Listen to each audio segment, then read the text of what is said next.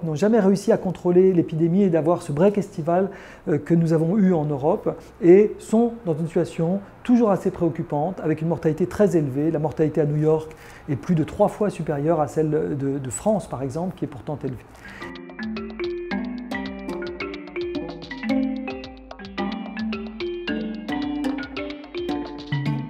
Alors si on fait un petit tour du monde, on peut en effet commencer par l'hémisphère sud.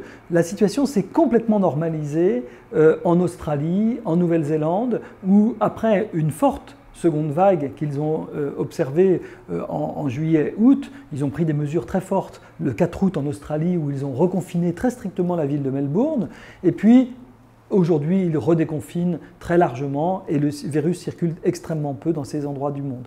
Si on prend l'Afrique du Sud, il y a eu aussi une vague très importante qui aujourd'hui est complètement sous contrôle et on ne voit pas de signe de résurgence.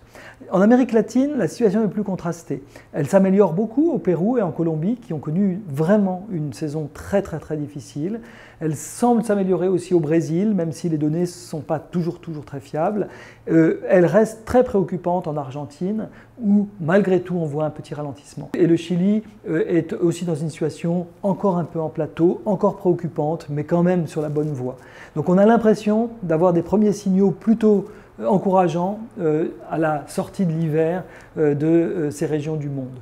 Les États-Unis se sont jamais comportés comme l'Europe, n'ont jamais réussi à contrôler l'épidémie et d'avoir ce break estival que nous avons eu en Europe et sont dans une situation toujours assez préoccupante avec une mortalité très élevée. La mortalité à New York est plus de 3 fois supérieure à celle de France par exemple, qui est pourtant élevée. Et puis, on a des situations qui sont aussi assez tendues dans des pays comme l'Inde, par exemple, ou le Népal, aujourd'hui, où les données ne sont pas de la même fiabilité que celles qu'on peut avoir en Europe, parce qu'il y a moins de testing, et la mortalité semble malgré tout moindre dans ces pays-là, où la démographie est beaucoup plus jeune. Le fait que les gens soient jeunes, en grande majorité, fait qu'il y a quand même moins de mortalité que celle attendue dans les autres régions du monde.